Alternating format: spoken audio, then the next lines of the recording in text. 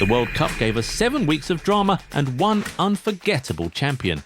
But while Barcelona received their Spanish players home with the trophy, several clubs received something far less enjoyable: medical reports. Today, we are covering 10 players who could miss the beginning of the 2026-27 season because of injuries suffered or aggravated at the World Cup. We will examine their club form, tournament injuries, and possible return dates. For some, the timeline is clear. For others, it remains unknown. Let's get into it. We start with Arsenal's biggest defensive problem: William Saliba. Saliba played 31 Premier League matches last season, completing more than 2,600 minutes as Arsenal defended their title.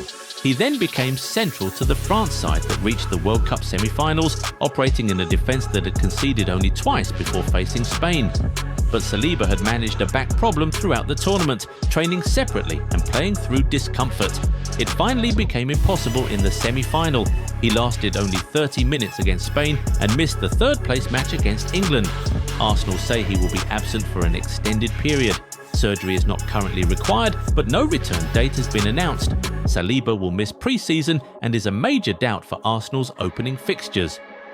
Next, Bayern Munich's new arrival, Ismael Saibari. He earned his move from PSV after finishing the club season with 19 goals and 9 assists in all competitions. He carried that form into the World Cup, scoring 3 group stage goals for Morocco and converting the decisive penalty against the Netherlands in the round of 32. Then, against Canada, his tournament stopped after roughly 20 minutes. Saibari pulled up with a reported hamstring or muscular injury and missed Morocco's quarter-final defeat to France. Early examinations suggested the damage was minor. Bayern have not published a recovery date, so he should miss valuable pre-season time, but his absence from the Bundesliga opener is not guaranteed. Saibari is one of the more speculative cases, from a muscular problem to a worrying knee injury. Frenkie de Jong. De Jong's campaign was interrupted by fitness issues, but he still made 25 La Liga appearances for Barcelona, producing 1 goal and 5 assists in 1,630 minutes. At the World Cup, he started all 4 Netherlands matches and played 328 minutes before Morocco eliminated them on penalties. De Jong completed the tournament while heavily strapping his knee and playing through pain. Barcelona's post-tournament examination found ligament damage in his right knee, reported as a medial collateral ligament tear. Surgery is not currently planned, but Barcelona expect him to be sidelined for several weeks. Their season begins in late August, so the opener may come too soon. There is no definitive comeback date, and any setback could extend the absence into September. Now to the player who finished the tournament on top of the world, Rodri. The Manchester City midfielder spent last season rebuilding after his previous major knee injury. He made 21 Premier League appearances and played just over 1,500 minutes as City carefully managed his workload and waited for their midfield leader to look like himself again. At the World Cup, he did exactly that. Rodri captained Spain to the title, won the Golden Ball and completed 648 passes, the highest total recorded by one player at a single World Cup. But the comeback came at a cost. He returned with a back problem that reportedly troubled him during the tournament, and surgery could rule him out of the season's opening matches. And there's also the not-so-secret potential move to Real Madrid. For City supporters, the optics are uncomfortable. After the club spent a season helping him recover, Rodri publicly expressing a desire to join Madrid could leave some fans feeling City were treated less like his long-term home and more like a rehabilitation centre before his next move. Well, you've asked for it and we've finally delivered. Relive the glory days with the most iconic designs in football history. Whether you're a fan of classic club colours or legendary international strips, we've got something to ignite your nostalgia. Perfect for match days, casual wear or adding to your collection. Shop the new retro range now at goal90.shop. Massive discounts await. The most devastating case belongs to Amadou Onana. Onana made 25 Premier League appearances for Aston Villa last season, accumulating 1,764 minutes.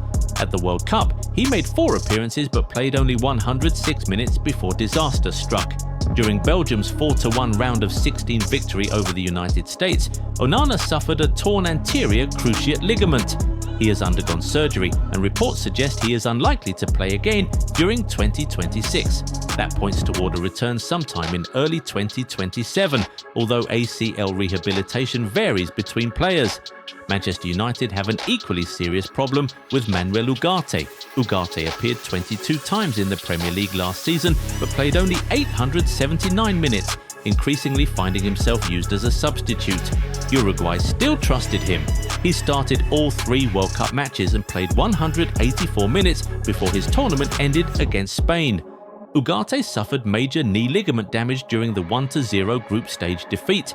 Manchester United later confirmed that he had undergone successful surgery. The club has avoided placing a date on his comeback, but reports have suggested an absence of 9 to 12 months. United had reportedly been open to selling him, but the injury has transformed a transfer decision into a long-term rehabilitation project. Then we have one of the tournament's most painful stories, Ismael Kone. Kone was coming off an excellent Serie A campaign with Sassuolo. He made 35 league appearances, scored 6 goals and played 2,757 minutes. At the World Cup, he scored during Canada's historic 6-0 victory over Qatar. Minutes later, the mood changed completely. A challenge caught Kone's planted leg, fracturing both the tibia and fibula in his lower left leg. He required immediate surgery and was ruled out for the tournament. Canada expect a full recovery, but neither the national team nor Sassuolo have provided a return date. This injury requires months rather than weeks, making the Serie A start impossible. The question is not whether he misses August, it is how much of the campaign he loses.